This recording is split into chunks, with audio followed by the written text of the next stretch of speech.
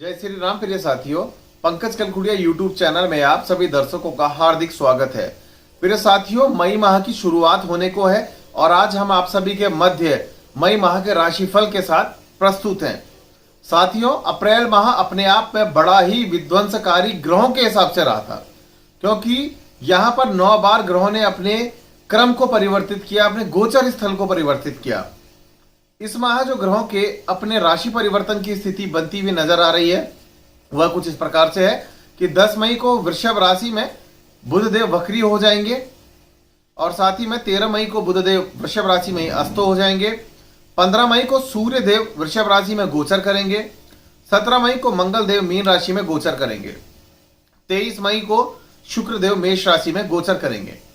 साथियों, यह जो ग्रहों के गोचरी व्यवस्था का क्रम बना है, इसका वृषभ राशि वालों पर क्या प्रभाव पड़ेगा उसके ऊपर हम चर्चा करने के आप सभी के मध्य आज उपस्थित है। साथियों, मैं बता देना चाहता हूं कि यह जो हमारा राशिफल है वह चंद्र राशि के आधार पर आपको मैं बता रहा हूं। इसमें लग्न राशि से इसका कोई संबंध नहीं है। साथियों, आइए चर्चा करते हैं। ग्रहों के बैठने की व्यवस्था का एक बार क्रम देख लें कि वर्तमान में किस प्रकार से ग्रह अपने अपने नक्षत्रों में और अपने अपने क्रमों में, हाउसों में कैसे कैसे विराजमान है। साथियों, लग्न में बुधदेव विराजमान है और षष्ठम भाव में केतुदेव विराजमान है। सूर्यदेव, राहुदेव और चंद्रदेव द्वादश भाव में विराजमान है। लाभ भाव में शुक्रदेव और बृहस्पति देव विराजमान है और दसम भाव में मंगल देव के साथ शनिदेव विराजमान है। साथियों, अब मैं आपको यहाँ पर इसके बारे में विस्तार पूर्वक चर्चा करूंगा कि इनका आप पर क्या प्रभाव पड़ेगा। देखिए, सबसे पहले स्वास्थ्य एवं आत्मविश्वास भाव के बारे में हम चर्चा करेंगे। आपके लग्न में इस समय वर्तमान में बुधदेव विराजमान है वृषभ राशि में, और वृषभ राशि में बुधदेव का विराजमान होना अपने आप में यह अनूठा आपके सामने संगम प्रस्तुत करता है कि आपकी वाणी जो है काफी इस समय अच्छी रहेगी और काफी बिजनेस आपका जो है बहुत बूम कराएगा आपके वाणी के कारण से। स्वास्थ्य के लिहाज से अगर हम चर्चा करें, आपको अपने बीपी का ध्यान रखना है और साथ ही में अब आपको लंबे समय तक के लिए पेट से संबंधित परेशानी एवं कमर दर्द से रिलेटेड परेशानी यहां पर को फेस करने को मिलने वाली है। साथ ही में मैं आपको यह भी बताना चाहूंगा कि इस माह 23 मई के बाद से 23 मई के बाद से आपको हॉस्पिटल के चक्कर लगाने पड़ सकते हैं। और साथ ही में साथियों, यहां अगर मैं आत्मविश्वास के लिहाज से बात करूं तो आत्मविश्वास के लिहाज से समय जो है बड़ा ही अनुकूल बना है।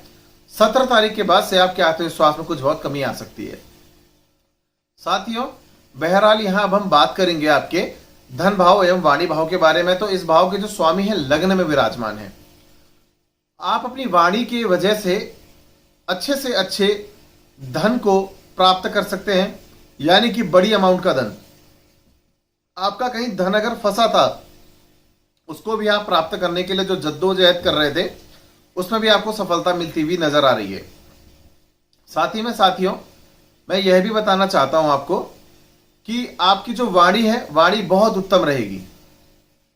यहां बुधदेव का जब गोचर अभी परिवर्तन होगा, वक्री होने के बाद जब अस्त होकर नॉर्मल अवस्था में आएंगे, फिर से आपके सामने आपकी जो वाणी है उसकी तारीफ करने वालों का तांता लगेगा। साथियों, चर्चा यहां पर कर लेते हैं आपके पारिवारिक जीवन के बारे में। इस भाव के जो स्वामी हैं वह है सूर्यदेव और सूर्यदेव यहां द्वादश भाव में। परिवार के किसी भी सदस्य की वजह से अभी आपका अस्पताल में लगातार आना जाना बना रहेगा। प्रॉपर्टी और वाहन के ऊपर कोई भी नया निवेश ना करें। आपको कहीं ना कहीं यहां पर अभी लॉस हो सकता है 15 मई तक। उसके बाद ही आप किसी भी प्रकार का निवेश करने के बारे में विचार कर सकते हैं। साथ ही में यहां मैं आपको यह भी बताना चाहूंगा कि जो माता का स्वास्थ्य है, अब आपने अपने माता के स्वास्थ्य में लंबे समय तक के लिए थोड़ा बहुत ध्यान रखना जरूरी ही पड़ेगा, क्योंकि शनिदेव अपनी दसम दृष्टि से चतुर्थ भाव को देख रहे हैं। आपके माता के भाव में आपके माता के सुख को, यानी कि माता की जो तबियत है उसमें अप्स डाउन, कोई पुरानी बीमारी थी तो उसके ऊपर विशेष रूप से ध्यान रखना है। और साथ ही में मैं यह भी कहूंगा कि आपको वाहन और प्रॉपर्टी के मामलों में बड़ा ही सोच समझ के फैसले आने वाले आगामी 2-2.5 साल तक लेने हैं, अभी इससे लेकर के 2-2.5 साल तक पूरा। साथियों, चर्चा कर लेते हैं अभी यहां पर हम आपके संतान एवं शिक्षा भाव के बारे में। इस भाव के जो स्वामी है वह बुधदेव है, लग्न में विराजमान है। जिन्हें संतान की कंसीविंग में प्रॉब्लम आ रही थी लंबे समय से, सबसे पहले तो आपकी कंसीविंग प्रॉब्लम ठीक हो जाएगी, क्योंकि यहां पर अभी आपके गुरुदेव की सप्तम दृष्टि आपके उसमें पड़ी।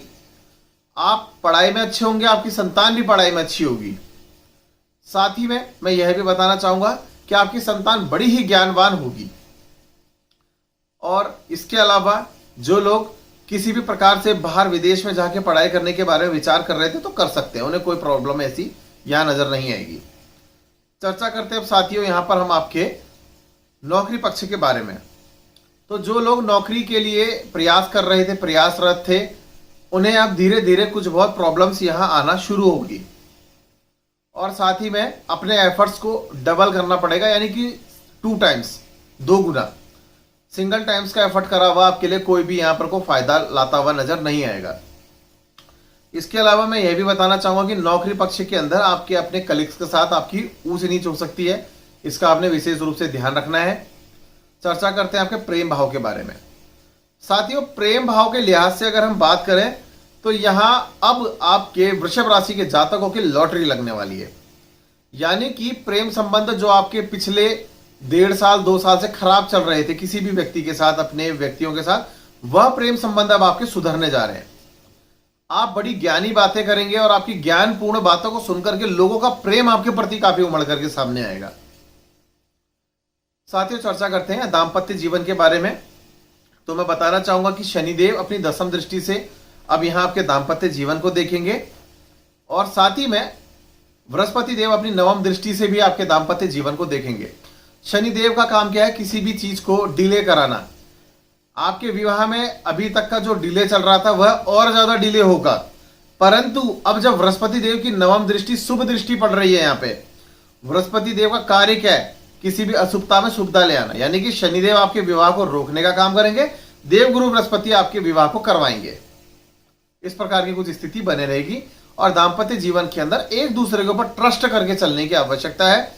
अगर आप ट्रस्ट नहीं करेंगे तो आपके ट्रस्ट ना करने के कारण ही आपके संबंध आपस में खराब हो सकते हैं। इसके अलावा अन्य कोई ऐसा रीजन विशेष बन करके नहीं आता है। चर्चा करते हैं साथियों आपके 10वीं भाव यानी कि व्यापार भाव के बारे में, बिजनेस भाव के बारे में।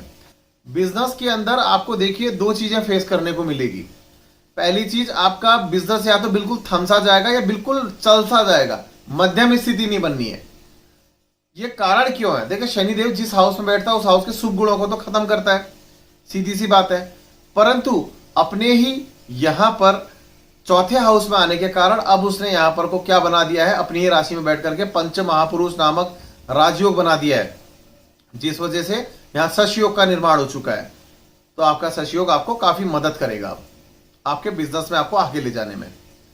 तो साथियों, बहुत सुंदर सा उपाय आप सभी जातकों के लिए देने जा रहा हूं। देवगुरु बृहस्पति और शनि देव की ही आपने विशेष रूप से आराधना करनी है। इसके अलावा आपको किसी अन्य देवता की भी कोई विशेष पूजा करने की आवश्यकता नहीं है, बाकियों की आप नॉर्मल पूजा कर सकते हैं। शनिदेव के लिए आपको अब यहां विशेष उपाय देने जा रहा हूं। आप सोमवार के दिन मिट्टी का शिवलिंग बनाइए और उस शिवलिंग की आराधना अवश्य करिए। और साथ ही में जब आपकी मनोकामना पूर्ण हो जाती है, उस शिवलिंग को आप बहते जल में प्रवाहित कर दीजिए। आपकी हर परेशानी दूर होगी और हर मनोकामना आपकी पूर्ण हो जाएगी।